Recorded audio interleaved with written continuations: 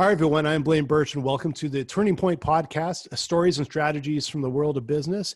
And joining me today is Tom Port with AutoEntry. And interesting story. Tom and I met when both our companies, AutoEntry and Dryrun, were both part of the top 10 new apps and part of the app showdown in San Jose. I think it was around 2017 with Intuit.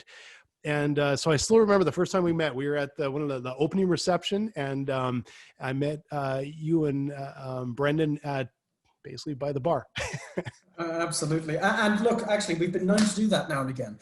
We've been known to prop up the bar and meet people there. So it was actually a key component of our marketing strategy. It's funny how it is for so many entrepreneurs, and it's I always used to laugh when I would tell people that we never made a lot of money on the golf course. We made a lot of money at the bar. You know, it's just where you meet with people, you develop relationships, and of course, relationships are so important to business. So.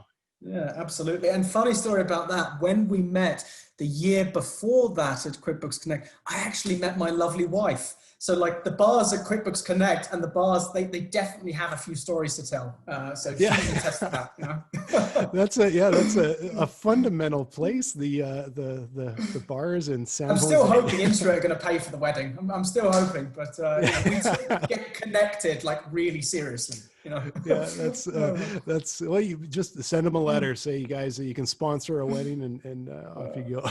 Absolutely. So it's and I know like talking with you guys, it was such an interesting story how AutoEntry came to be and everything. And I just want to sort of dive back to your past. Where did you get started? Like even sort of before you got into the business. Yeah, it's to be honest with you, AutoEntry is kind of all of I've ever known. So how I got started in the business is quite an odd story, really, and I'll share it with everyone. So after college for myself, I'm from London, from the United Kingdom. After college, I decided to move to Ireland, and that's because my mother's Irish, and I always wanted to get an understanding of like how she grew up and be close to my family and get in touch and all that kind of nonsense you believe in your early 20s.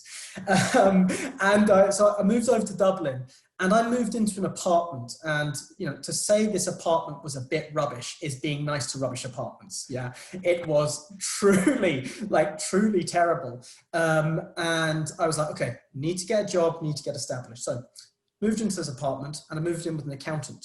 And this accountant told me that he had this really entrepreneurial friend, and they'd come up with this idea. And this idea was to be able to take bank statements and enter them, get them directly into Excel without having to do manual data entry.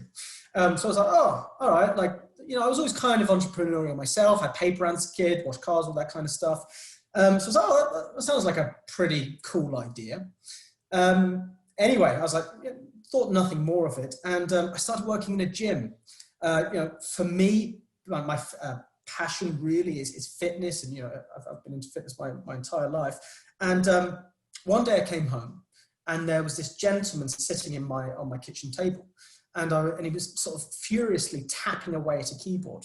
And I was like, I said to my flatmate, who's this guy? He's like, he's going to be the CEO of this thing we've developed called AutoRec. And he's coding. And I was like, okay, that sounds interesting.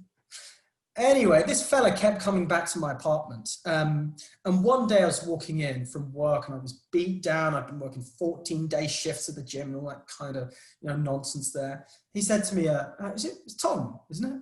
I go, yeah. And thought nothing of it. He said, you look like you could talk to people. Have you ever considered selling software? And I was like, maybe, yeah, maybe I will. And he said, no, seriously. And he took me through the company, took me through the product and really what he was planning. And it was just a match made in heaven. Brendan, our CEO, who you alluded to earlier, he was that guy. He was building out the product, but he really needed someone to take it to market and try and sell the software. And that's where I slotted in. So yeah, that was back in 2010. And I've been doing it for the last decade. Yeah, wow. Well, and the guys are the perfect example of the overnight 10-year success. It's just what it takes, right? Yeah, absolutely. And don't get me wrong, that 10 years is very arduous, and it's full of a huge amount of ups and downs, and validated learning, learning as quickly as we can to target particular different segments. But it's been a honestly, I've loved every minute of it. I really have. Yeah. So Brandon comes and says, okay, can you sell this software? Yeah. How did you go from just like, how did you start? Because you're just sort of, was it fish out of water, or did you just kind of, were you comfortable just diving in? How did that work? Probably a bit of naivety on my part. I was very comfortable just diving in, because it was really, I love being in a position, and I read this in a lot of SaaS founders books, is, you get into a situation where it's burn the boats. You have to succeed. It's kind of, forgive me, but sort of life or death. So I just thought, right, just got stuck straight in. We bought a list, and that list had 25,000 names on it. And essentially, I started in Aberdeen, which is the right northern tip of Scotland, and went called from ABC right through the alphabet to Yeovil. So I called 25,000 different accounting firms and bookkeeping businesses across the UK and Ireland. And that's how we started. We did that, and I was just furiously dialing and trying to demo the products and bringing in Brendan for the more complex demos. We just built a business from that. Within our first 6 months, we had 100 paying subscriptions, and we were like, all right, that's it. We're like, we've made it. Like, life is good. But little did we know that was just the start of something. Yeah. So, and that was 2010. So that was pre-cloud. Yeah, 2010. Yeah.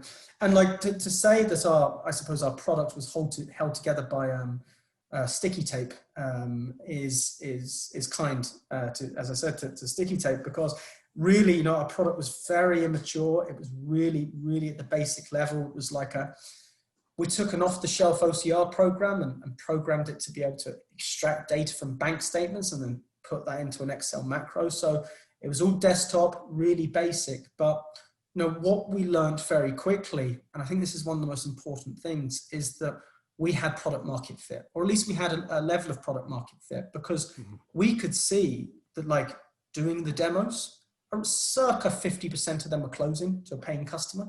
Nice. And when we started seeing those early metrics, we started realizing, okay, this is a real thing. We really have got an opportunity here, and we just grew it from there and developed it from there. How were you doing demos in those early days? Were you able to do them online, or was it like, did you have to go in person? A bit of both. Yeah, a bit of both. So we used WebEx. So it was very, very much pre-Zoom and all that good stuff. And it was, even the user experience for setting up a WebEx was clunky and complex. So we did as many as we could, because as you can imagine, doing that level of outbound calling, we're actually succeeding, very well in terms of in booking demos. So we couldn't possibly drive all over Ireland, and of course, go over to the UK and deliver them. So we did most of them via WebEx. But if we thought we had like a larger opportunity, we wanted to go out in the field. We wanted to meet them, white over eyes kind of sales. And even doing that, we just, learned so much in the field so quickly that it was really valuable. Yeah. Yeah, and that's that's one of the cornerstones of especially a SaaS company or a software company is learning quick. And when you're 100%. innovating, it's a tall order to build something new that no one's ever seen before and make it fit and make it work. Yeah, absolutely. I think for me, it's all about what's that book, Eric Ries, the Lean Startup. I remember reading that back. I wish I'd read it earlier, but I read it in 2014. And in that, he talks about validated learning. So putting something together and knowing the metrics that you want to measure, and taking it to the market and then quickly seeing if it's a success or not. And that's what startups have to do, because we're limited by resources in many cases. So we need to make sure that what we're focusing on is actually yielding results. And I think for me, speaking personally, in the early days of AutoEntry, and AutoRec, our sort of a predecessor sort of product, we did that really well. We did. If we saw something was working, we were like, right, double down, let's make a big bet, let's really go after it.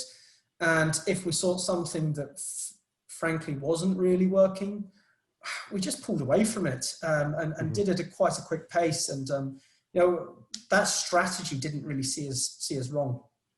Yeah. And it's they always talk about fail fast and there's been times where, you know, like with Dryrun, we've been kind of in the same place, and you're trying to react fast. And sometimes when I look back, I'm like, yeah, we were pretty slow on that. Like we were kind of slow on the uptake, figuring that out. And, but it's you learn from it, and you try and build in some discipline to react and move, because you don't have a lot of time and you don't have a lot of money to deal with it usually. So.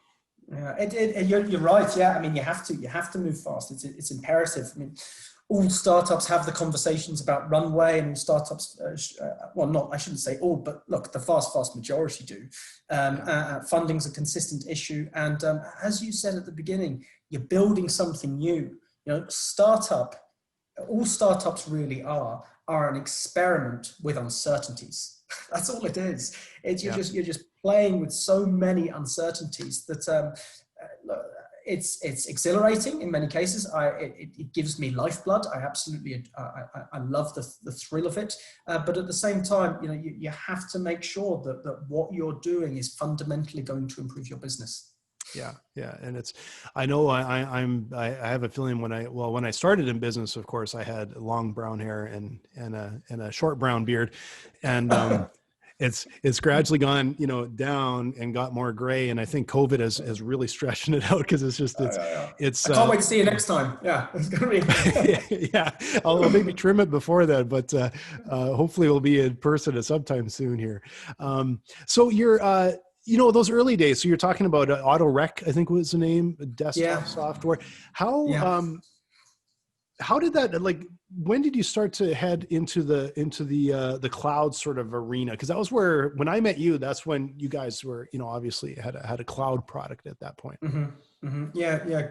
Good question. It's like, it almost seems so many moons ago that we were talking about AutoRec, that it seems like another lifetime. But yeah, you're right. That really was the foundation of our business. And not many really people know that. They look at AutoEntry today and they think cloud first. But we did have that legacy for the first sort of, from 2010 really up until late 2015, early 2016 is when we pivoted to AutoEntry. And you know, I really have to give credit where credit's due. Brendan Woods, our CEO, he just said, right, you know, we need to make a big bet, and we need to make a big bet, and that big bet is going to be AutoEntry. We're going to pivot to the cloud. And as you can imagine, you're kind of leaving your security blanket at home. You have this business, we were selling AutoRec, we were making cash on AutoRec, everything was good, you know, the business was growing, we had our renewals coming in, we had new business, everything was really teed up. And then we just pivoted. And so it was, I mean, as I said, around about 2016, but it was nerve-wracking at the time. Yeah, well, one of our guests a couple of weeks ago, Mark Risky, was talking about pivoting, and he said, yeah, it's a simple word, and it sounds, you know, start a business sexy. It sounds like a great idea. It is really, really hard. And even looking back now, pivot, a little short word, but it is like a fundamental, difficult thing to do, right? And how did you guys go? Like, how did you go about that? How did you make that work? I mean, look, and I know I sound like I'm oversimplifying it, but we just did it. Like, we just did it. We just made the call. We made the decision. And I remember when it happened, I was pacing up and down our first office in the UK, and I was pacing the floor, and I was chatting to Brendan on the phone about sort of doing it. He said, right, no, we're just going to have to do it. So that the very next day, I kind of stepped away from the AutoRec business, and I just started doubling down all of my attention, all of my activities, and selling our cloud software. And don't get me wrong, like selling our cloud software for the first time, it was fraught with numerous difficulties. I remember going to do my first pitch, and you know, this was a top 20 accounting practice in the UK, so pretty sizable. And I remember loading up AutoEntry for the first time, and look, first demos never go well, but this one went particularly badly. And so I went in and we loaded up the data and that kind of stuff, and I clicked on to show the image of the data, and it had just gone. It had just disappeared. So I remember thinking to myself, if I turn my head this way, they won't be able to see the beads of sweat dropping down my left-hand side. So they won't know how truly nervous I am.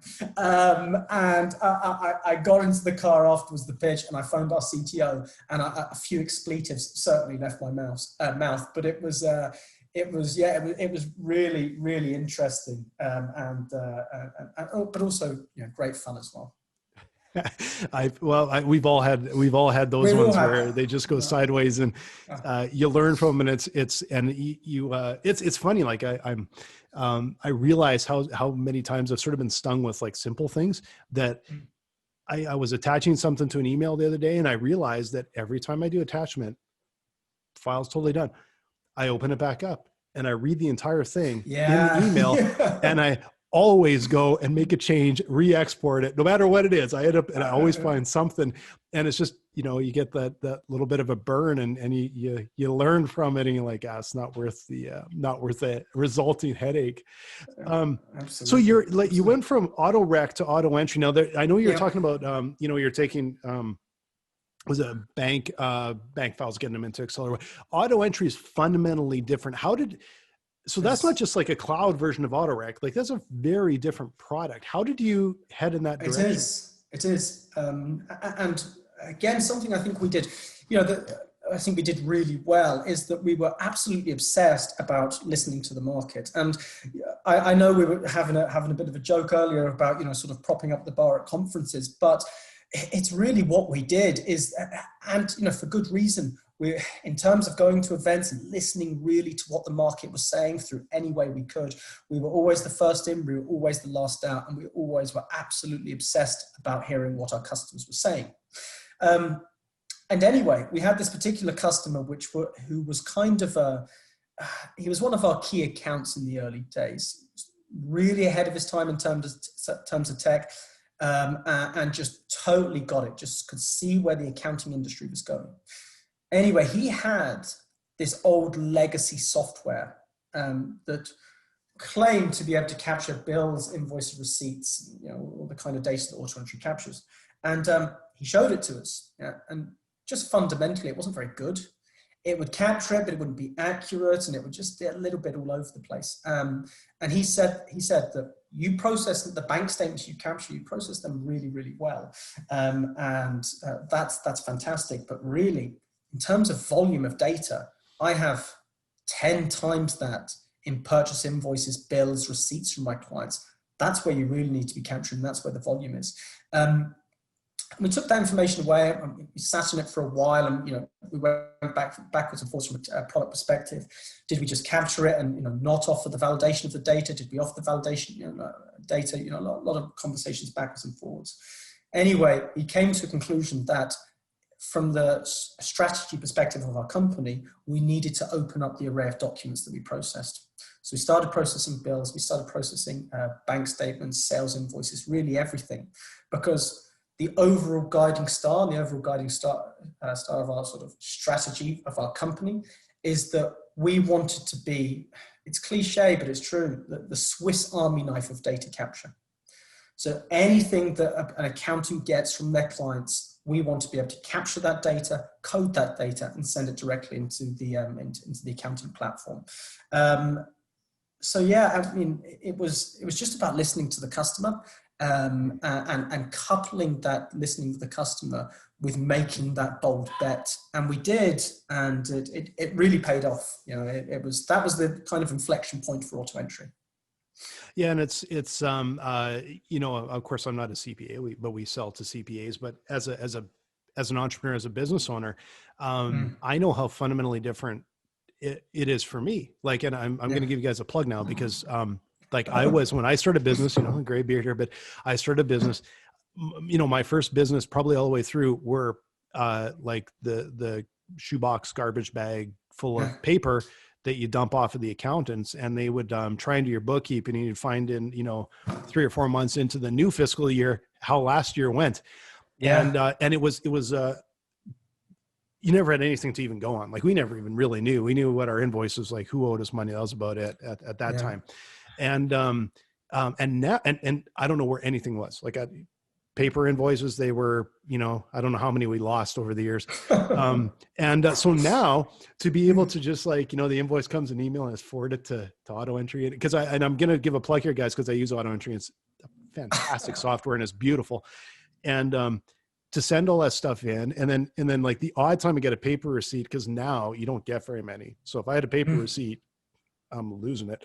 To be able to snap a picture of it and forget about it, like it is, to me, it's kind of magic, right? And I'm using it just like tip of the iceberg stuff. But as a business owner, I don't want to deal with paper. I don't want to deal with all that stuff. And to simplify my life, I know you guys sort of set out to simplify the CPA's life. You simplified my life, which makes their life much better too. So I just want to mention that because I'm a big fan of you guys too. So. Yeah. And look, and that's what we wanted to do. That's as I said, go back to that guiding star. We really had that. We were looking at a myriad of different industries and businesses, and what we were actually working out was that there was, the accounting software you use is relatively cheap. We all know Sage and Xero and QuickBooks and all these wonderful guys who build great GLs and all of that good stuff. It's not that expensive, yeah. And what we reckoned was actually the expensive part is getting the data into the software. Because if you were paying someone, X number of dollars an hour wherever you are in US, Canada, all over the world, that's the expensive part. And that's the part that we wanted to focus on and make a reasonable, repeatable cost that the business owner could control. Yeah. And it's interesting. Like we, of course, the Dryrun, we're dealing with cash flow forecasts and everything, but the way that we met through, both in the top 10 with Intuit, it's kind of the same sort of thing. We're just heavy lifting, trying to do some heavy lifting and get data out of the accounting platform into a forecast. And it's for businesses, that's how the world has changed, is that it's for a lot of years, there's always data somewhere, but you couldn't do anything with it. It was in a shoebox. It was here, it was there, binders, file folders, everything else. And now to be able to make use of it without not just saving time, but you can actually make use of it. And your accountant knows what's going on a week to week, month to month basis. It's a fundamental shift for small business. Yeah, absolutely. No, I completely agree. It's fundamental. It's fundamental. It really, and especially now, it's very fundamental to running of a successful company. Yeah, it's that data and that understanding is never more important than right now. Just for you guys, I don't know if you're wondering when you're listening, we're in mid-September, still mid-COVID, just 2020, mid-COVID. It is so businesses are there's of course big challenges across the globe, and margins and runways and everything is razor thin right now for almost everybody. So it's a challenging time. So anyway, I wanted to actually sort of jump forward because this story gets quite a bit more, or not quite a bit more interesting, but it takes an interesting turn in that you've gone from being, an independent startup that started in Ireland, and I know now you're based in the States, because I'm head down to Tucson to have beer with you every once in a while, and hopefully we'll be able to do that again soon. Fingers crossed. Anyway, yeah, and but you're now part of the Sage family. How did that all sort of play out? That's a really interesting experience, I think, for a lot of business owners that haven't sort of understood how that could work out for a business.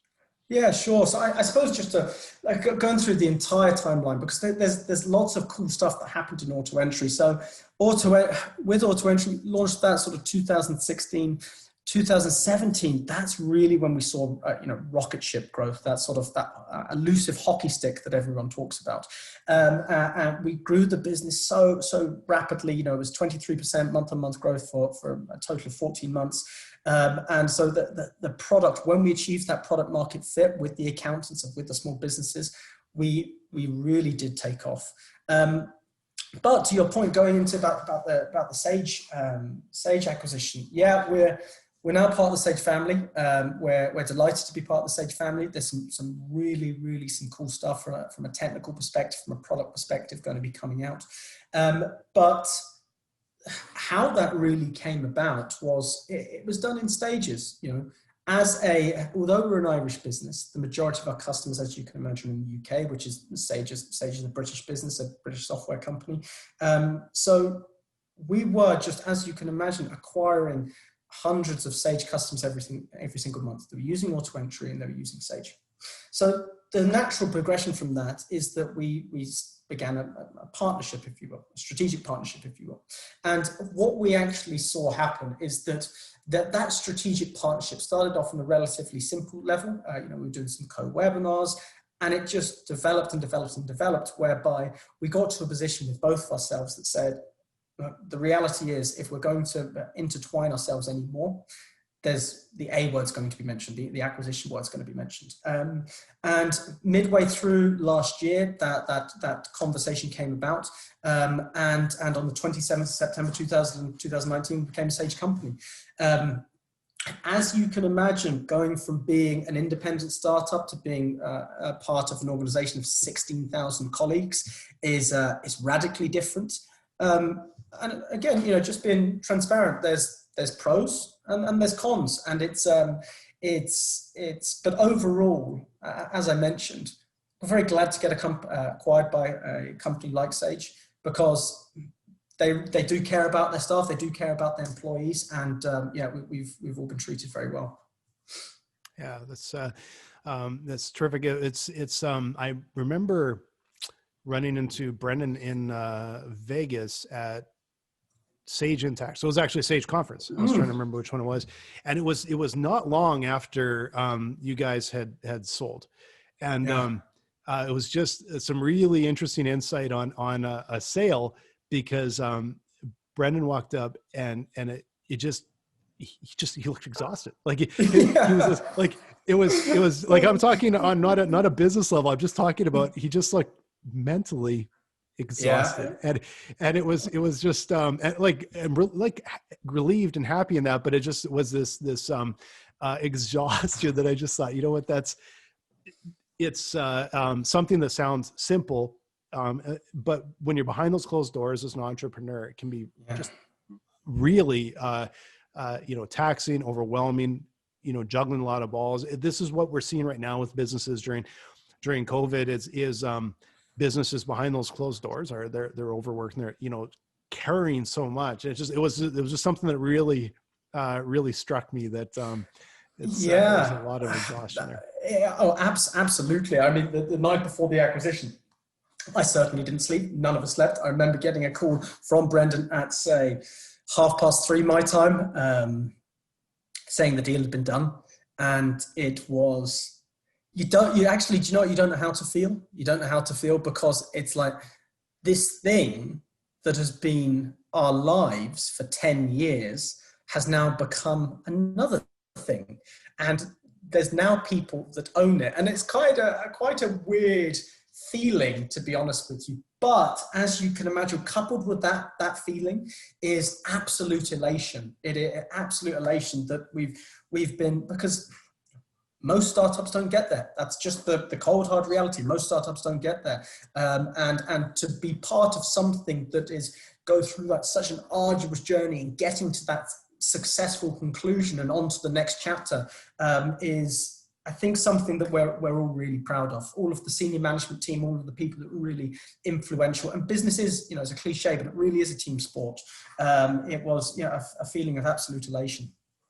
Yeah. So it's amazing to think back, from just the start of your story of, a little sketchy apartment, Brendan sitting on your kitchen table, to now you're in the US. You're you have your operations down in Tucson there. Totally different world. Brendan's overseas, and now you're part of the Sage family. And it's amazing how many changes, because a lot of people go through a career, there may not be that many changes in a career. And for entrepreneurs, it changes. So it can change so frequently, so fast, and so fundamentally. But like you said, you're probably a 1 out of 10,000 or something like that.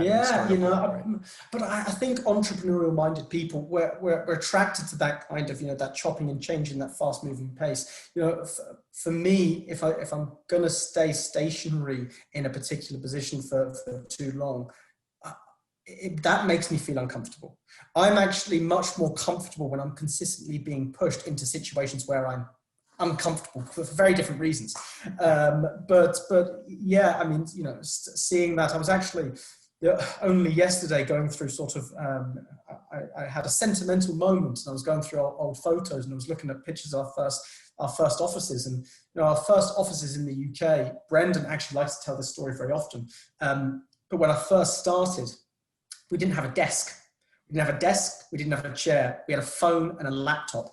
And for the first 3 months of it was AutoRec back then, the first 3 months of the company, I sat on the floor with a desk phone, with an old laptop, tried dialing through to accountants. And it was, it's coming from that really humble beginnings, and seeing something build and develop and grow and turn into something that, really does take on a life of its own, has been just a fantastic experience, as you can imagine. Yeah. And I think that's something that entrepreneurs really thrive on, is that seeing opportunity and growth, like personal growth and business growth, and just change and challenge all of the time. And of course, in the tech space, it's all amplified. The risk is amplified. The opportunity may be amplified.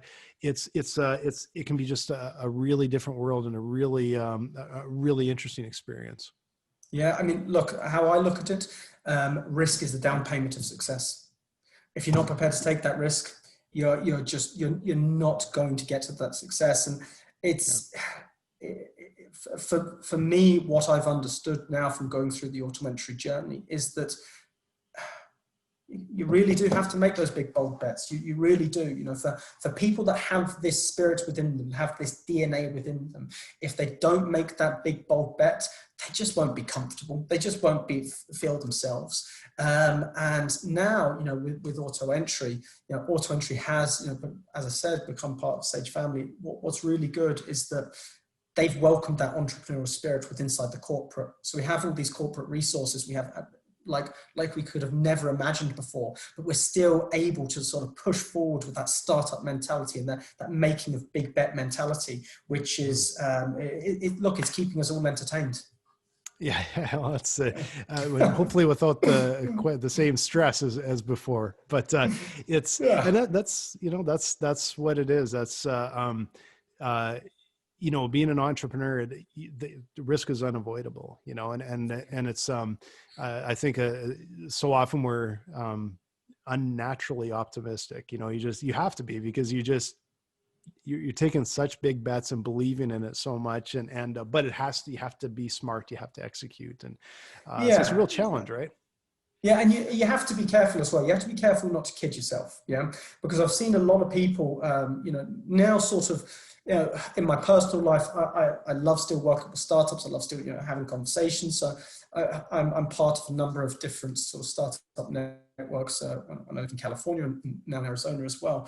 And but I think there's that optimistic nature that every entrepreneur has, and you have to. You really do. You have to stay positive, because sometimes it is just so bloody difficult that a person with a natural pessimistic outlook, it's just going to drown them. So you do have to stay positive. But at the same time, you do have to be really careful in terms of, you don't want to kid yourself. You don't want to kid yourself through desperation that this thing's going to work. And how we ensured that we didn't kid ourselves when we were, through the AutoEntry experience was, listening to the market, and making sure that our conversion rates, making sure that those fundamental things that gave a product market fit, those fundamental metrics, if you will, making sure they always made sense. We kept a really close eye on them. And for us, when we were seeing that 1 in 2 people that we showed our thing to, our product to, bought it, again, that gave us a lot of confidence. That gave us a lot of confidence that it wasn't just our natural optimistic attitude that was allowing us to, was keeping us going. There was actually, a fundamental business behind it. Yeah. And it's that, in the end, being realistic and knowing your data is so critical. It's so important. And, reading the tea leaves and making those bold moves, and they're tough. They're tough at times. It's because you don't know till later. Everything sounds good at the time. It all sounds logical at the time. it's as it plays out that you can look back and say, yeah, that was a really good move, or that was a waste of time, money, and everything else, and resources. So it's a challenge for anybody, and it's a bigger challenge for a lot of businesses right now. Like this is time we're in right now is acid testing businesses like never before. Yeah, I can only imagine. I mean, look, I think coming out of the back of this, that a lot of fundamentals of the economy are just going to be different. They really, really are. And it is going to be those that can adapt, that will survive.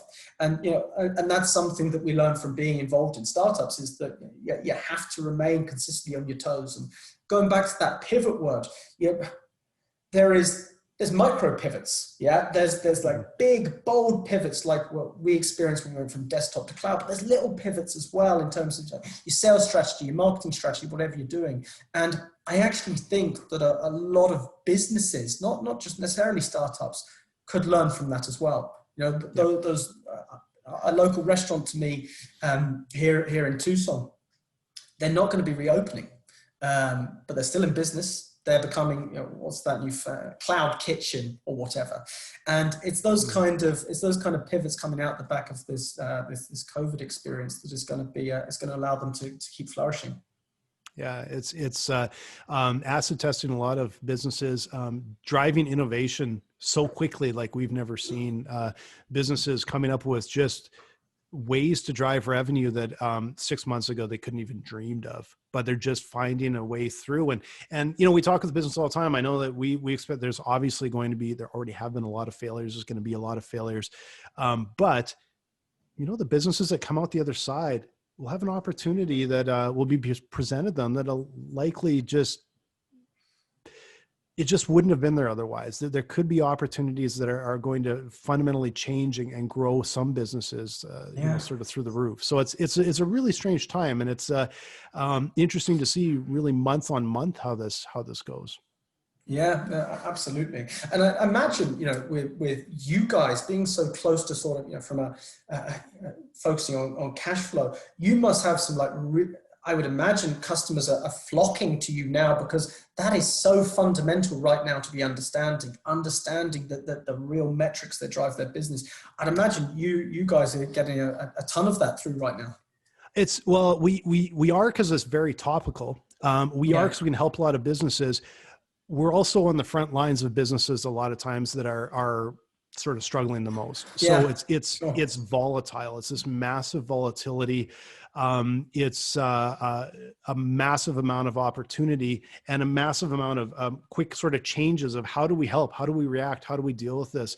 How do we access businesses, and how do we help them the most? And it's made us do these little pivots and fundamental changes in our business very rapidly just over the last few months and over the last couple months, just trying to figure out, here's how we can help. We know it's topical. We know everybody needs it.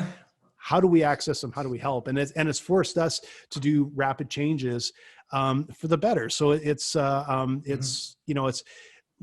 been a hard time for so many businesses and a hard time for us, but it's also been sort of a fundamental push, like a really quick sort of learning experience and quick sort of innovation from our side on how we address that. So it's, a very interesting time. And we hope to be one of the ones that are not just coming out the other side of this, but that are growing rapidly and helping a lot of businesses. Yeah. I mean, I couldn't see why not. I think that it's just going to be, as I said, it's just so fundamental. You really have to make sure that your numbers make sense. And I think sometimes, going back to the sort of startup sort of side of things, I think sometimes you have to be really careful, and you have to be really careful that as a first-time founder or as someone in an early stage startup, you're not telling yourself what you want to believe. You have to try at all times to look at complete objective reality. And I'm guilty of this myself. And I think if we're honest with ourselves, more people are, is that, you're psychologically, you're telling yourself what you want to happen or what you think is actually happening. But what's really important is just getting that transparency through data, taking a bird's eye view of your business and seeing it for what it is. And I think now, for startups, businesses, whatever shade you want to look at, that's just so fundamental to be, you know, totally dealing with objective reality at all times. Yeah, it's forcing people into really uncomfortable spots right now. But it's driving some, you know what, for every business that is driving out of business, there's another one that is actually driving to innovation and driving in a direction that is going to help them thrive. So it's of course, it's a time that we've never seen anything like this before. And this is a long haul that we're going to be digging on this for years, right? It is a long haul, yeah. And I mean, look, even going into those difficult spots, there's something about that is just like so wonderful. It's having that sort of experience of going through something challenging. It's you know, the next time you come around to doing it, you're far more prepared to take on any type of task. But at the same time, you've got to try to find the beauty in it. You've got to try and find the struggle is worth something, because as cliche as this sounds, and having gone from an early stage startup to a startup being acquired, the beauty is in the journey. It really is. The end result, don't get me wrong, the end result was great and wonderful. We had a party and, you know, we really, really enjoyed ourselves. And for some of us, you know, it's changed our lives. But October 2019 after the acquisition. It was kind of same as September 2019 before the acquisition. It was all really the same stuff. And you know, now looking back, I wish at the time I had savored more of the journey. The difficult parts, the parts that are elated, I wish I'd taken a step back and said, and enjoyed it a bit more, because you know, when you're constantly feeling like your feet to the fire, you forget to do that. And 10 years just flies by, and so you have to savor it.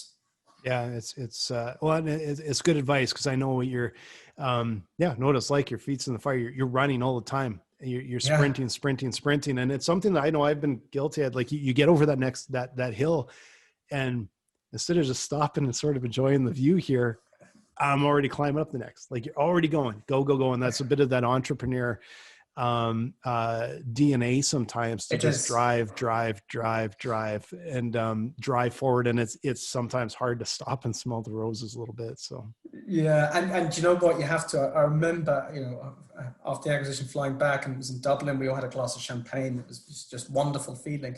But I remember like drinking my champagne thinking, oh, so this is what we did it for. This whole thing is it's done. We completed the game almost. But yeah, as I said, I wish, you know, during those times, during those journeys, those little wins, it would have been better, you know, to take your phrase, to sort of sit and, you know, smell the roses for a while. Certainly would have done. Yeah. This is fun catching up, because it was fun sort of reminiscing a little bit, but also hearing, like, there's a lot of these stories I haven't heard, even though we've been sitting over a beer here and there. And a lot of times as entrepreneurs, we're talking about looking forward. We're always talking about where we're going. And it was kind of fun to hear part of this journey. And I really appreciate you joining me today, because it was a really terrific time, and some really great insights mixed in as well. Awesome, Blaine. You're a legend. So thank you very much. I really, thanks for having me on, and for everyone listening. I hope you got a lot of value in our sort of experience and conversation. So thanks for having me. Yeah, absolutely. And I do want to give a little plug for you guys, again, to handle, receipts and documents and all the stuff that's happening in your business. Check out AutoEntry. It's autoentry.com, correct? That's where they can find you. That is absolutely where they can find us. Yeah, so www.autoentry.com to find ourselves. If you want to chat to me, I'm Tom Port on LinkedIn, or Tom_AutoEntry on Twitter. And I would be delighted to talk to anyone about anything related to startups, because, as I said, it's really my life's blood. I just growing businesses and seeing business flourish and develop, and it's my sport. It's my hobby. Happy to chat to anyone. Yeah, and I highly recommend it, guys, because I've sat with Tom so many times and talked, and he's always got some incredibly good advice and insights that we've taken home, and it's made a big difference for us. And again, I'm Blaine with Dryrun Turning Point Podcast. If you guys are looking for any sort of help with your managing your cash flow, especially right now, it's a really challenging time, please come visit us at dryrun.com. We're happy to chat with you and help you out. And we have some great packages going on right now to help businesses through COVID. So thank you so much for joining us. And hopefully you will check out some of our other episodes with other just engaging stories from entrepreneurs.